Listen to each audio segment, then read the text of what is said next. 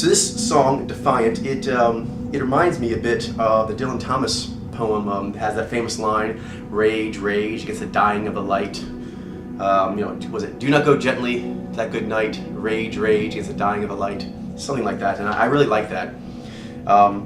Because one thing Naiji often can feel, and I guess all humans can, but it strikes me particularly that humans in overall civilization's history, we've kind of given up a lot of what we were meant to have as our natural gifts, our natural heroic adventures and rewards, and kind of settled. Our memes have trained us to settle.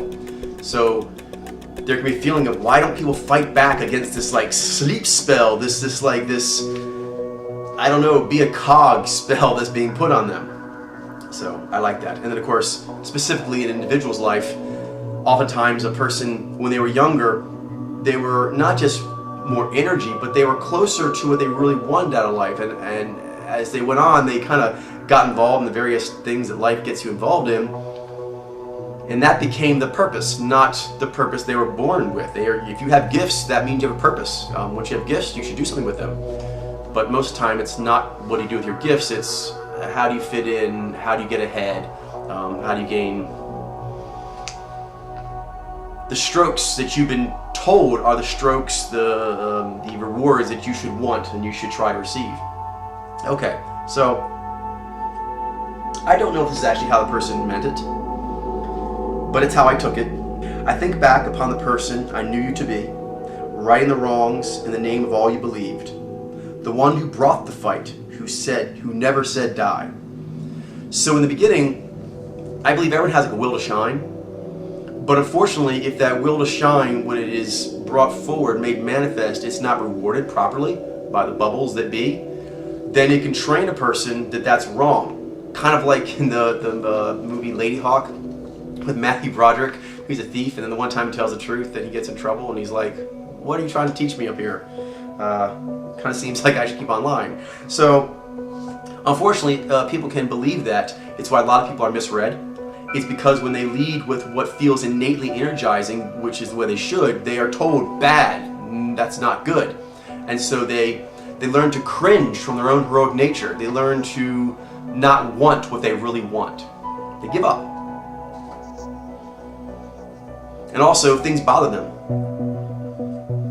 by the way the world works. But over time you think, I don't really seem to have the ability heroically to do much about that, so I'm just going to, can't do anything about it, might as well kind of go into like a mode of like sort of ignoring it. But that's a form of being a zombified. We don't want that, so you gotta fight back. You gotta have your mind under your own power. Never letting fate decide. Now that's an interesting point, is because you could think with Podlair having mojo and the fact that it is irrefutable, that means that it's very predestined, but it's actually quite the opposite. We have a math that is evolving us from natural law, and once we're aware of it, we can kind of do what we want. Free will plays a huge component in this. Actually, letting fate decide would be not knowing what your mojo is, for example. Because if you didn't know what your mojo is, then you're going to be hit with signals of the various 8 pod powers and social alchemies and not know what's going on. So really, you let fate decide. You let fate push you around. And when I say fate, I mean natural law that you're unaware of. Because natural law is basically going to say what's going to go. But if you are aware of it, you can surf it like a master, a salesman or salesperson. A person who knows how to use the tides of natural law to their favor and to go where they want to go with that in mind. So, until the end and back again, defiant to the last man, till there's nothing left to fight against. Life basically is a struggle. That's why you have to have a will to shine, because otherwise life will just run you over. You must grow over or you will be grown over. That's a fact. I don't sound overly harsh, because the way humans grow over should be with all the mojos and all the pod powers working in wonderful productive harmony. But if we don't continue to thrive, then some other thing will. I mean, if we were stupid and killed ourselves, then some other animal form might take precedence again, like the dinosaurs might make a comeback. It's possible. It's completely possible. Until the corners of the earth, defiant to the last breath, until there's none left standing. basically, it's a line I like, what's the name? Regina Spektor, Nijai. I like her quite a bit. A song On the Radio. It's got some really cool natural law sounding lyrics to it. And what I like particularly is the idea that you live until you don't. That's what you get to do. You get to do the most out of your life until you don't have it anymore. That's all you really have control over. So don't check out on purpose. Don't give up on the fight already, because the game is to go as long as you can, as bright as you can. That's the game. Don't dim your own light willingly. Don't stop striving forward to new vistas, new heights, new heroic adventures willingly. Don't ever willingly do that. Let's see. Surrender. Conjure the ground upon which you've only stood. When you make heroic steps forward in your life, you take those actions, you are walking on special ground that other people don't walk on. Once you get that feeling, don't ever give it up. Don't ever give up that feeling of going inside yourself, talking with your spirits, seeing what they want for you out in this world, trying to enact it, trying to actually work in productive harmony with other humans, and getting the rush from being a heroic pioneer, going first. Don't give up. Don't follow in other people's steps. I myself, I study a lot from Mother Naiji and solidification and just people pool training in general, but always with the goal of finding new vistas for myself, for finding new things inside my own head or out here in the world that are new to my mind. I want that fight, the fight against ignorance. Every day I wake up, there's stuff I don't know. I should fight against that. I should never just accept that that's just, that's how it's going to be, or that's as good as I can get. No, it's not. Not if I exert heroic effort. Bury the conflicts that had preyed on your mind.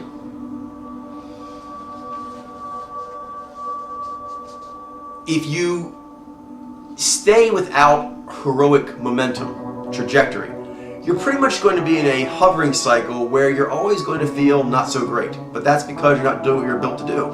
And you can take tonics, and you can have retreats, and you can make money, and you can do all kinds of various things, but if you're not doing what you're built to do, you're not going to feel very good. So the only way to get rid of the demons in your mind, if you have them, and most humans do, then all humans do, it's just a question of how much, you need to be able to give your mind something better to do. And if you give up, you've actually guaranteed yourself to being dragged down by those tortured thoughts of your mind. Only by getting up each day heroically and thinking, what can I do heroic with this day? That's how you keep death away. That's how you keep toxicity away. It's how you keep villainy away. By proactively being hero. By never giving up. By never taking a day off. Don't take a day off. Why? That doesn't mean don't rest. But heroes rest. You can rest and still not be taking a day off from being a hero. There's heroic ways to rest. Found strengths in actions that only courage achieves.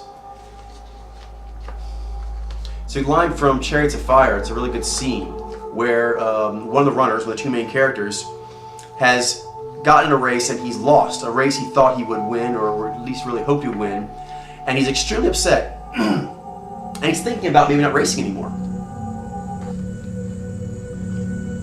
And then his lady friend, who was very insightful and understood what the situation was, actually in this case better than he did, and that's because he was too immersed in the situation. And she said to him, "You did very, very well today. You were magnificent, but the other runner was just more magnificent." She was telling him that you have to keep racing. You were beautiful. You were amazing. Don't stop being amazing just because it got rough one day. And then he said to her, "I don't race to be magnificent." Very Naiafa. "I race to win." She said back, she got him on that one. She said, "If you don't race, you can't win. If you don't race, you can't win. If you give up, you can't win." Once you start bunkering down from what the world's going to do to you, you've already given up. You should be going, what can the world do for me? What can I make in the world good? Proactive will to shine. And then just the refrain, but I'll say it because I like it. never letting fate decide, until the end and back again, defiant to the last man, the last human, till there's nothing left to fight against. But that's a metaphor, because what are you fighting against? Ignorance? Lack of heroic trajectory? That can never be satisfied. So you're always going to be fighting. And gloriously so. No surrender, of course. Why would you? Alright. So I hope that was good for some people and helped out in some way. Anyway, I quite cared for it and got me going. Maybe loosen up a little bit. Forget my HSP for a while. Alright. I understand that incredible sureness is a natural part of the Ni inner visions for the Ni Alpha psyche. How do we balance and approach the troubles that can befall us if we expose the Ni sureness too much to others? Whew. I'm not going to try to do anything in detail there. I'm going to start with giving you kind of some big pieces to work with, and then we can go from there. Well, I'll start with the Ni sureness. First of all, needs to be earned. You have to make sure that your sureness, you actually have a reason to be sure. Otherwise, you're just going to be belligerent, and you don't want to do that. Also, there is the issue that Ni are not going to have the normal interaction patterns a lot of other humans have. You're going to have periods of isolation, then you're going to have periods where you want physical proximity to other humans and interacting with them, but you don't really want to take a directive role. And then you're going to have periods where you want to talk and say your piece. And when you talk and say your piece, it's often going to have maybe the feeling of a lecture, of a haranguing, a Lisa, or a monologue, a rampage, whatever you call it, a rant. So that is how you're built, and we'll get into more how that works, but that is part of the Ni experience. What else? The obsession Ni Alpha have is proper to have if it's lined up on something noble that they can actually make progress towards, and then in that case the obsessiveness becomes drivenness, which is good, visionary drive. However, there needs to be the concern with where you do it. This is something that's very important, because when you think G dynamics, you usually think the direct involvement of people. But for the Ni and also the Vaiji, in their way, because they're subjective, there is the use of non-interaction in order to achieve the interactions you want. So what does this mean? Well, for one thing, both the Ni and Vaiji can give very, very good cold shoulders for G mojos. They're really good at withholding their G warmth if things aren't going the way they like.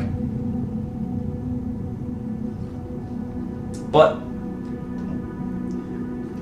specifically, there's going to be the need to teach. That's the comfortable way for the Ni to use their G, is to first to try and learn with the Ni a lot, like in a voyeuristic way, but then once they think they have it, they want to talk it out some and sort of teach what they think they've learned. So,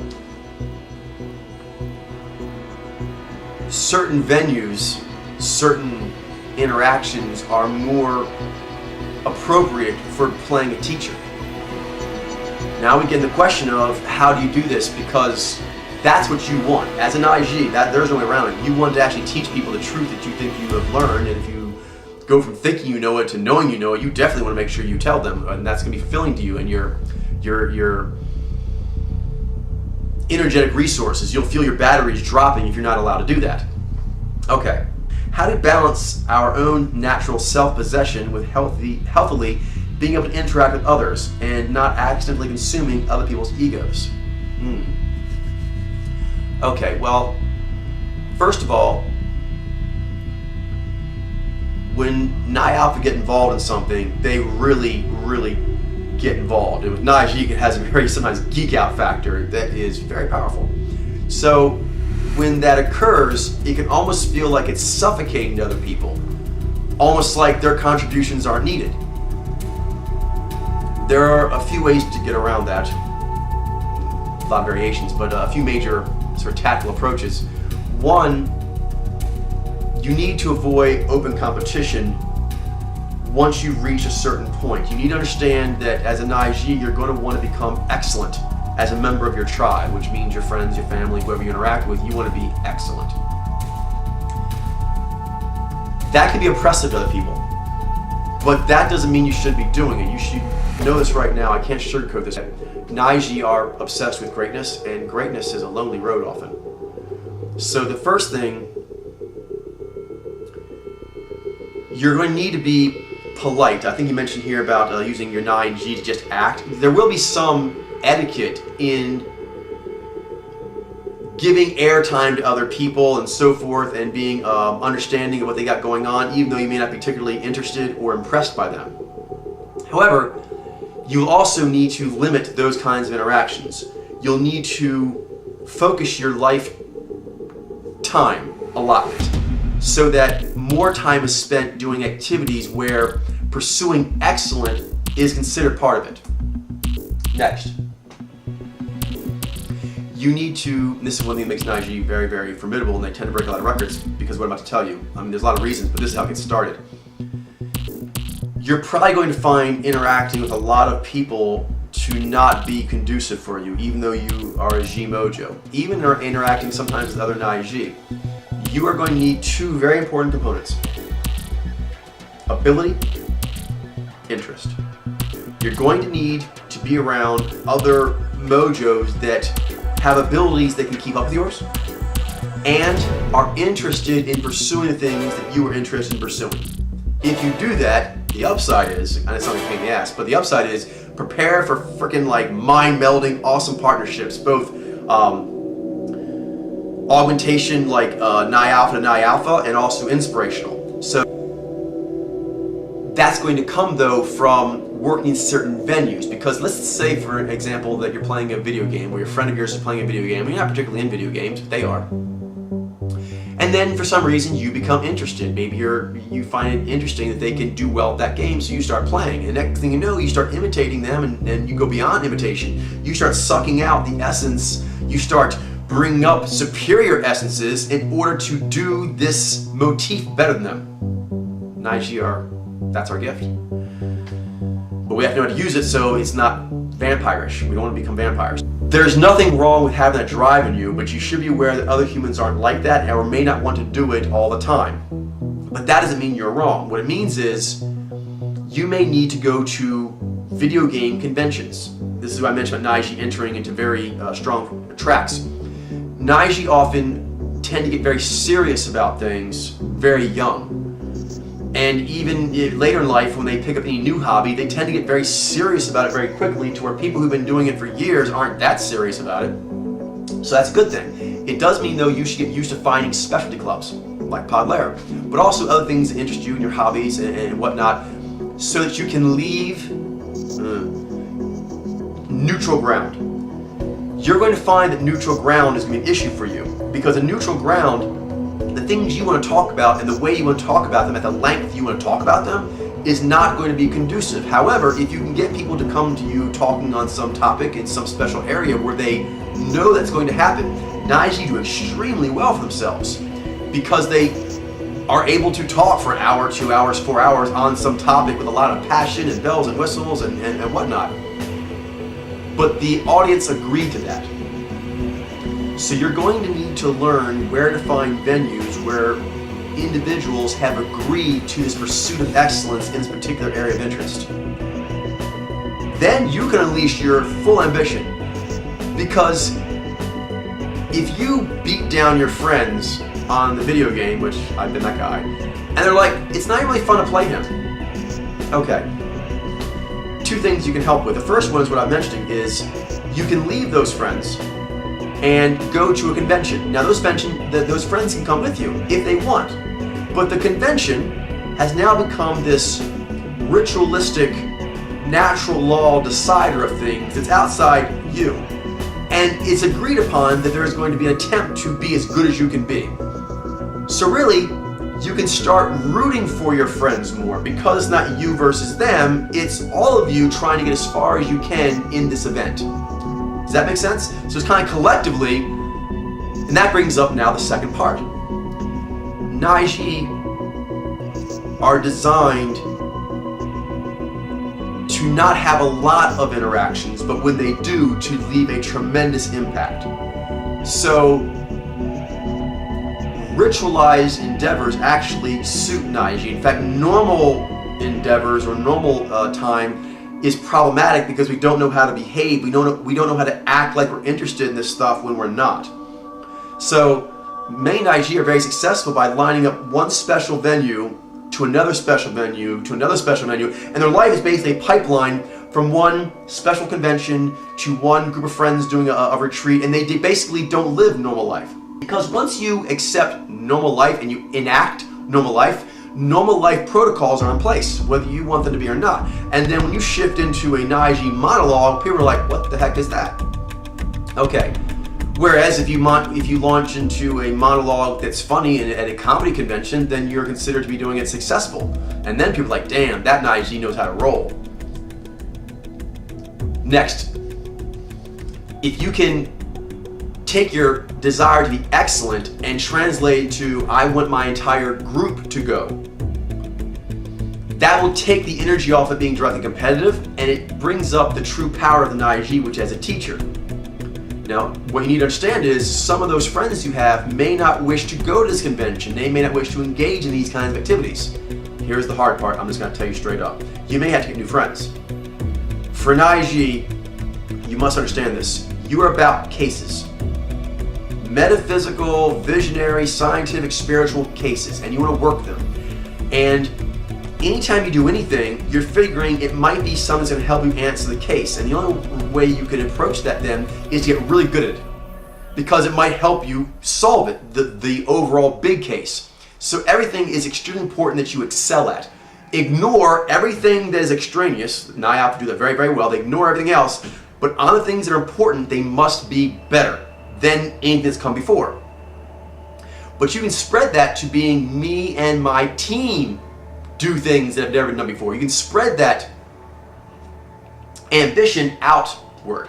However, if your friends don't accept this mantle of adventure, there's a problem. Because you want that. You want to talk about, so let's say you have a project in your mind. You want to talk about 24/7. You want to quiz them. You want them to quiz you. You pretty much want to go psychotic about it. And that's how you're built, to actually go around the clock on something that's of interest to you until you've got it. There are others that work like this, but not all mojos, and even mojos like yourself. As you mentioned here, there's Nai alphas and there are Nai betas, those that kind of turn away from that relentless pursuit. So, short version, don't come away from that relentless pursuit of excellence in yourself, of being a seeker, of wanting to really stand out as a human. That's a noble drive.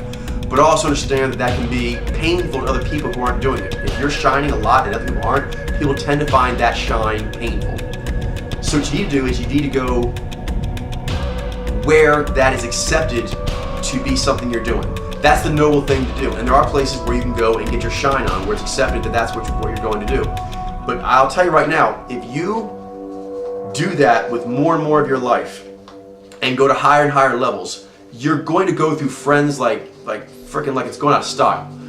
Because most people stop. Most people surrender. They give up. They give up in forward progress. So the question is, do you keep beating on them? Do you keep pointing out to them that they're lesser than you? Do you keep outperforming them to a point that makes them uncomfortable? No, I would go out of your way to go places where that is allowed. I'm around a lot of Neds, so if I'm too sure or smug inside, it will telegraph to people around me. I've shifted my views at times, so I lower my sureness in myself and trust other people's views more. Don't do that unless they actually have given you better truth than you have yourself. But I find this often slows down the energy of my batteries with my own personal ambitions. Definitely. Never go behind someone else's detective work in life when you yourself are ahead of them. It may feel like you're drafting to save energy, but in the end you're just slowing yourself down and you're going to actually crush yourself. Is there a mature way to get the best of both worlds? You need to incorporate people, as an overall strategy, you need to incorporate more people into your case-solving process. If they are included in your case-solving process, you will truly have more respect for them. You will truly have more interest in them. This is something you can use for your life to note that as long as I'm doing higher and higher cases that are noble, those who want to be in on that are my friends. Those who do not are not my friends. It kind of comes down that way. That's where Naiji had to exert their Nai independence of mind. Because I take social contracts and relationships very seriously. But if you truly are finding it that you're slowed down by them or you're bored by them, you need to actually find people that you are not feeling that about. Another thing is, in the interim, if you're around people all the time and you maybe they're family members, something you can't really get away from them, you can get your fix for personal excellence by picking things that are worthy of respect, that people would even be aware of in some way, but not being enacted by one of the people in your immediate environment. Nige are very good at this, by the way. It helps them set world records. They'll pick records that were set by people that are dead, like really big all-time world records, or random things in the internet from other countries. You're like, that dude's like 1,000 miles away. Shouldn't you pick goals that are more like this? Well, no, because greatness goes where greatness goes. But for your specific issue here, you can use that to unleash your full ambitious powers on, without unleashing them on other people and their hobbies. I'm not saying that you have to do that, but if you're asking for some workarounds, that is one I've used in the past with good success. Is people know that I pick these random goals that are important to me, and they're like, I don't think you're going to pull it off, but I do. And that impresses them, and I get credit for that, and I'm seen as a person who is very sure of themselves, who when they say they can do something, they can do it. A winner. But it doesn't immediately overshadow the alphaness they have in their life.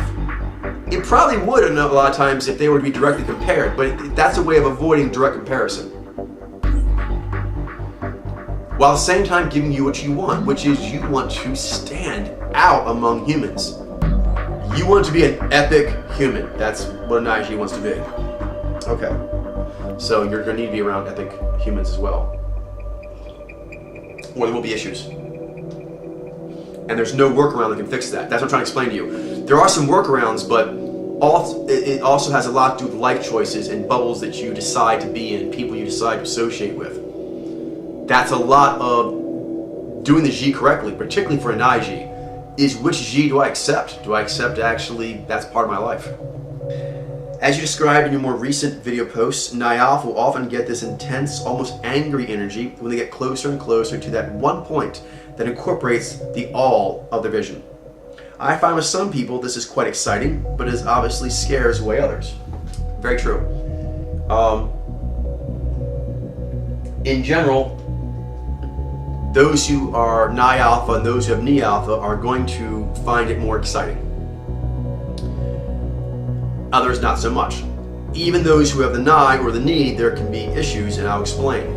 You already mentioned one, which is there are Ni Alpha who find the crushing, relentless pursuit of greatness and knowing the unknowns to be just so daunting, so they kind of they put their Zai tower on, they chill that out, and it makes them feel less crazy. It also makes them feel sort of drugged up on Zai, but they're feel at least a little more mellow in a way. When a person like that is around a Ni Alpha who's not like that, they will find it very uncomfortable.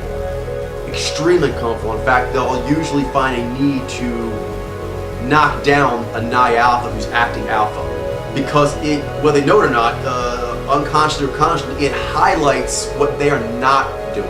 The fact that their energy is down.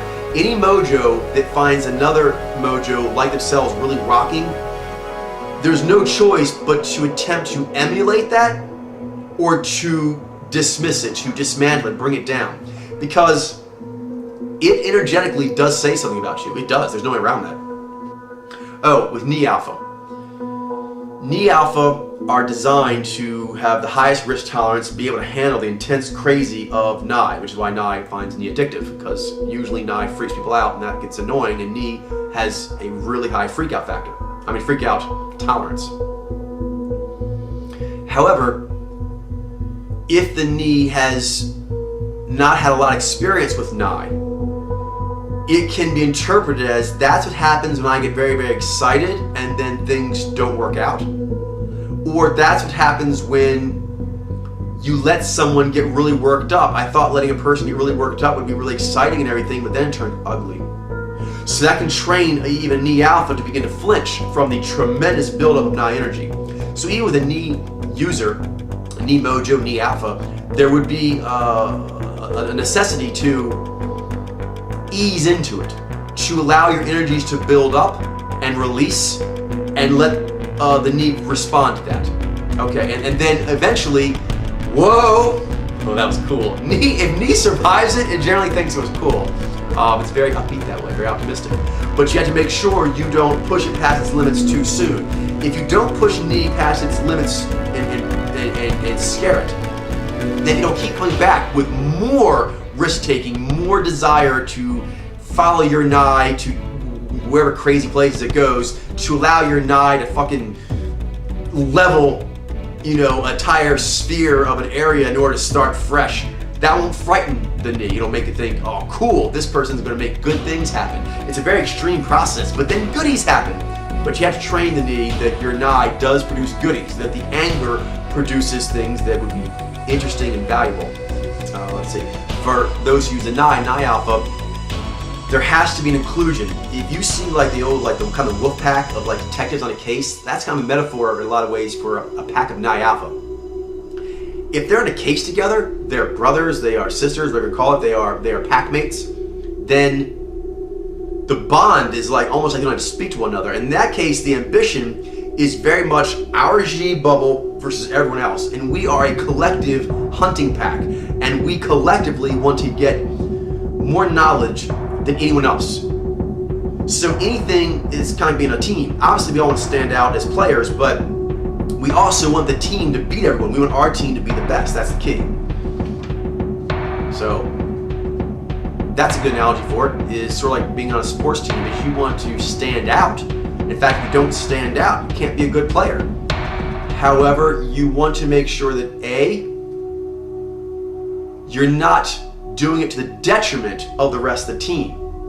You're trying to bring the team up. And you can do that being the best player, but then you try to bring the other ones behind you. Try to get them where you are. Keep going out ahead of everyone, but then try to bring them where you are. And then the third, which I mentioned already, is it helps to be on a professional sports team, or to go to role-playing conventions, to go to acting classes, to go to musical retreats, whatever you call it. It helps for Naiji to go to things with taking it very, very seriously. Even young Naiji tend to be comfortable around things being taken very seriously. Subjective directives are very serious individuals. So when things are not serious, that makes you uncomfortable often, and you won't know how to act. Because this is a phenomenon most Naiji are very familiar with. If you're into something, it's almost impossible to shut you up. If you're not into it, it's almost impossible, like, I got nothing, I got nothing.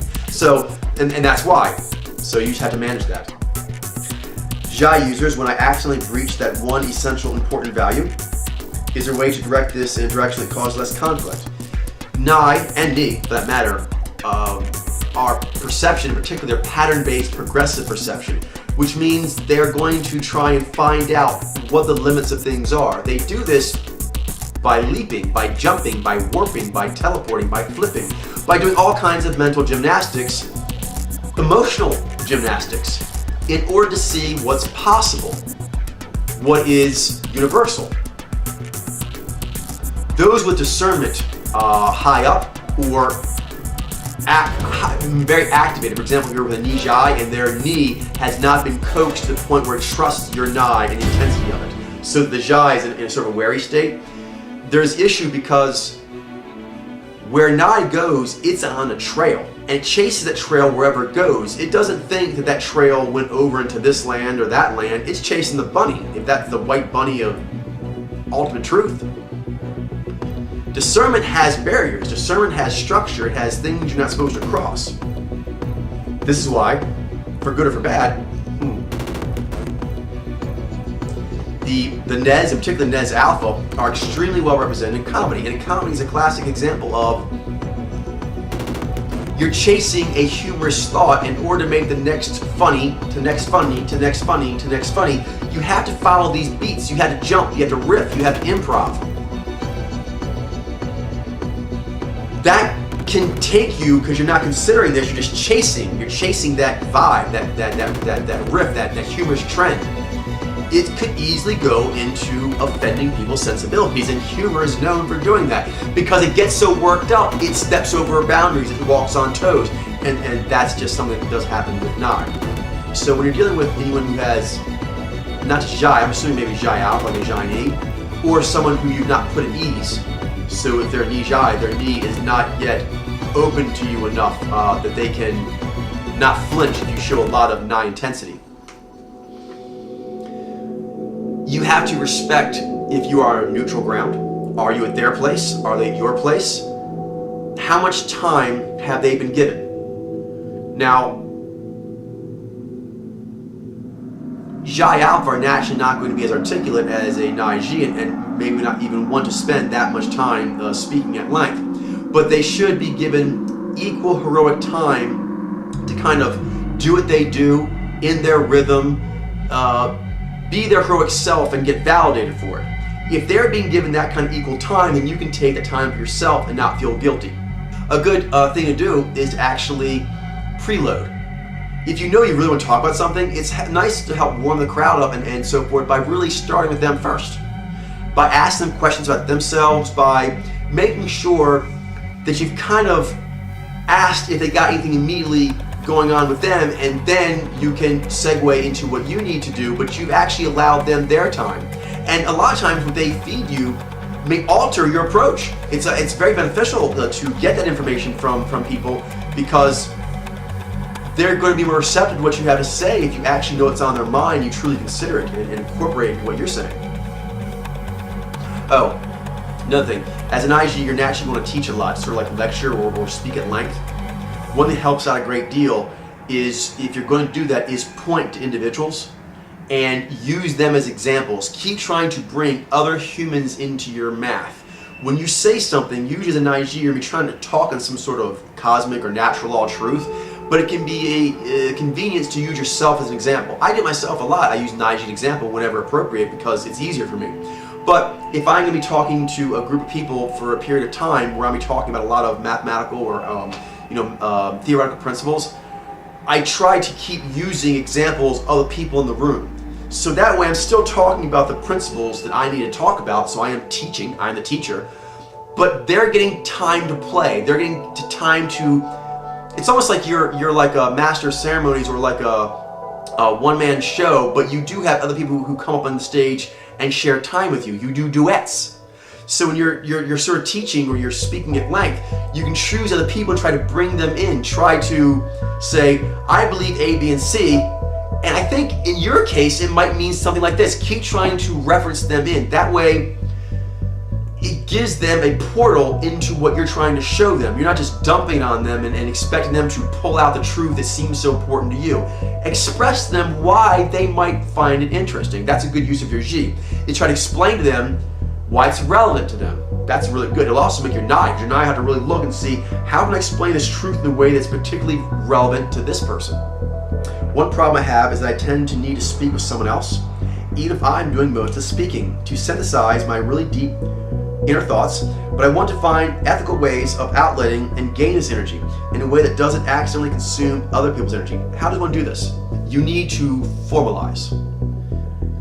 Naiji tend to enjoy teaching, politics, music, writing, anything where you are supposed to spend a lot of time thinking, and then you spend a lot of time rehearsing, and then you spend a lot of time, you spend a lot of time thinking, then you spend a lot of time talking about it, sort of talking with your friends about the ideas, and then you spend a lot of time rehearsing it, and then there's usually a demonstration that's extensive. A 2-hour movie, 4-hour presentation, a series of paintings. So the presentation is usually where they come in to see your artwork. Let's say you put up like several pieces of art where you're doing the music for like a 90-minute CD. They're going to dedicate 90 minutes of listening to you transmit truth to them straight, without really sending stuff back to you. So what you understand is there is going to be a back and forth, but it's going to have a much longer percolation cycle than many other people do because of the Nai, and the Nai being your source. So you need to give that truth to people in the beginning, and then let them respond and really take that as things you're going to use. Doesn't mean you actually agree with it, But you're going to take that feedback and use it to update your model. And each time you come back, your model, your truth, what you had to say is more synergized, it's more truthful, it's more important for that reason, it has more meaning to people and to more people. Now, as you continue to do this, something else you're going to notice, besides the fact of the relentless seeking of excellence and truth that some people aren't into as much as you are, there's also the issue of, as you discover, I really want to put up 16 paintings and think about that for the next few months, and then talk to my friends about what I'm going to do in these paintings, and then I want to put it into an installation and have people look at it. Okay. You're going to need to make that worth people's while, and you're also going to have to accept that your friends that you have right now may not like what you eventually produce. They may not like what you're thinking about all the time. They may not see it relevant to them. They may not want to spend the rigorous amount of time you do to get a perfect performance ready. And they may not be into what you deliver, but some people will. If you're getting more and more truth and delivering it this way, you will get people who are into it, and they'll want longer and longer, more intense manifestations of your inner truth, of your inner knowings. They'll want that. They'll want the deluxe CD. They'll want all the extras, you know what I mean, the director's cut. They're going to want that from you, and so you can then feel good about pouring out more and more of yourself to people who want that. They actually are asking for that. So you're going to have to expose yourself, improve yourself, and also accept you may need to take yourself to other vistas that have the kind of bubbles that you require yourself to be around. Yes, if it is not an agreed upon special event, because then the normal protocols of conversation are in place, and although Naiji are G mojos and therefore very good at the social interaction, we're not designed for normal conversational interplay. That's the things that mess you up. That's just not how we're built. We're built basically to be students and teachers. We're built to take a tremendous amount of input from other people, other minds, other things that have happened, and just drink it in. And then once we percolate it, push out, articulate what we think our view of that is for a long period of time. So we take lots of input and lots of output. So what you need to do is surround yourself by friends who you include in that input phase, and therefore they enjoy your output phase. Otherwise, you're inputting on your own, and they're removed from this. They're not fellow caseworkers. They're not one of your detective pack. They're not a fellow artist that you jam with. They're basically people you show off for. It's important to notice, Naiji do want to show off. They're very shy, but they do want to impress the tribe. They want the tribe, whatever that means to them, to go, wow, that is once, wow, I didn't know humans could do that. We like that reaction. So you need to go where that is agreed upon, and for example, you go to rehearse your music, and the goal is to look good for a certain event. The individuals with you understand, hopefully, that you need to rehearse and to brainstorm and to obsess about this in order to get it to be all it can be. So when they're in the room with you doing that, if anyone kind of goes on a long rant, if it is helping the entire pack move forward, and the other pack mates will take that more friendly. There has to be a common goal that more than one person can lock onto in order they can share your ambitions. Because Ni Alpha can do very well when they band together for a group project, and they all want this project, this facility, this event, this production to work. There's a lot of Ni Alpha in movies. So a lot of times you'll have the director's Ni Alpha, the cinematographer's Ni Alpha, a lot of the actors are Ni Alpha, the director, the screenwriter. So that's a lot of Ni Alphas, but if it's going right, they agree on a vision. And they're each trying to contribute to that vision reaching fruition. And then you want everyone there to be OCD, going crazy, and being the best ever, and breaking a cinematography record, and breaking a director record, and breaking a acting record. It's good if the person who's bringing that component, that Ni Alpha, gets an Oscar. You'd want everyone to get an Oscar, but everyone knows what the vision is and what role they're playing. And in that case, you can be as ambitious as you want because you're literally helping your friends. You're not diminishing them. You're helping them shine. You're helping the group ship get into the air. And that's where that drivenness, your friends will like it because you don't get daunted. You're like, we're going to make this movie. We're going to make this music production. We're going to make our clan go from here to there. And I don't care what happens. That drivenness is something that really helps people feel confident and good about where they're going and their chances of making it, as long as they're with you. Otherwise, it's stingy. That's how people are going to see it, unfortunately. So that's a tricky dance. Can we effectively generate this nigh energy on our own? I have a hard time doing this, and I often wrote very long letters in the past, but find it too lonely at times to generate the degree of nigh that I need. Definitely. You can generate on yourself, but this gets back to the basic peak pathway, the advanced peak pathway. You have to learn how to turn on your inspirational genius before you can call to it. So the ritual I gave in the last broadcast, when I would start with you now, is learning how to turn your knee on without an actual human. But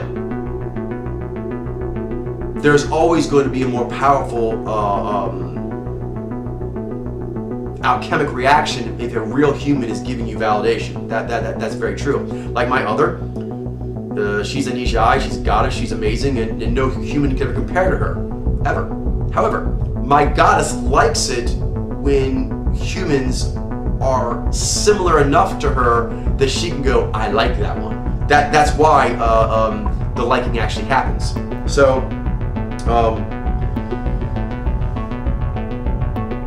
yes, you can do it, but it's more advanced training. And objectively, sounding like where you're at, you need to get fed because you're a bit starving. And not that you're a bad person or anything like that. Most people are starving for energy, and so it's difficult because, as I mentioned, with like say someone who's using knee. You need to earn their trust, their knees' trust, so they don't think your nigh is just crazy without good motivation or good chances of success. There's also the issue of if you're starved, you may try and dump like a backlog of stuff you've been working on. Because not only do you go long normally, you've probably gone most of your life without being able to exercise the releasing of that on the regular basis that you need. Which means you need to be aware of this, that you've got a ton built up that you would just love to unload a person, and they'd probably be overwhelmed, but you would feel a lot better. So you're going to have to recognize that you're going to have to sort of bleed that off over the next period of your life to get it where you're at a more homeostasis. The trick is how to do that without taking advantage of the people, without actually being belligerent or unpleasant. My recommendation is to find events, special places that are all about what you want to do, and then invite people to go there with you. And if they do, cool. Then they agree to the ambient protocols of that environment. And if they don't come, then that's fine. But you still get to do what you need to do in the intense, serious way, and Naiji wants to do it. Part of why I misidentified myself as an objective is because I often have trouble being alone and being as inspired or as driven as I would be if I had exposure to the world. I think perhaps because I spent some years being very isolated, I went to the other extreme and had too many social interactions for myself. Currently, I have trouble telling what is quite natural and healthy for my psyche in terms of social interaction, and especially in relation to what cognitive functions I'm using. Yes, there's two major things I want to mention here. One is, if you see the last broadcast I did, that's natural for Naiji to start very, very voyeuristic and then become very, very experimental and then go back and go, okay, now what? So don't feel too bad about that. The next is, Naiji, although we're really awesome, we are the mojo that rejects itself more than any other, which is funny because we have a lot of abilities that are enviable. But that means that most Naiji have extensive workarounds they've been working with their whole life. So another thing I'll mention to you is not only do you want to go to special places that have, intense interest, specialty kind of environments, that's going to please you, the seriousness that it goes there. But also there's a question of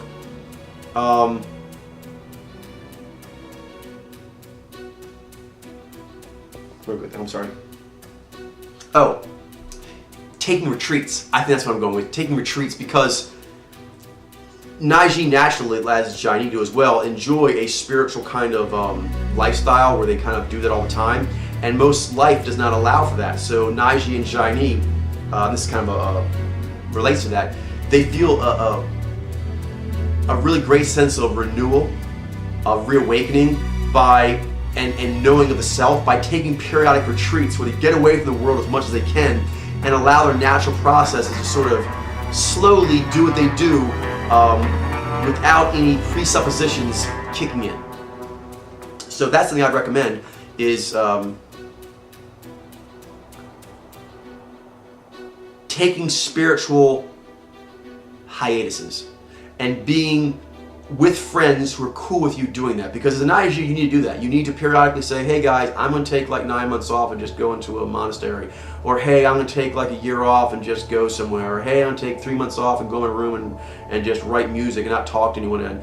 And when I come back out, I'm probably going to be a different person than you ever knew before. There are people who are cool with that, but they are seekers, and you're going to have to seek out those seekers, because other people, that's going to seem like, dude, why do you always have to be so eccentric? So a lot of how eccentric you are depends on who you're around. So I hope it helps some.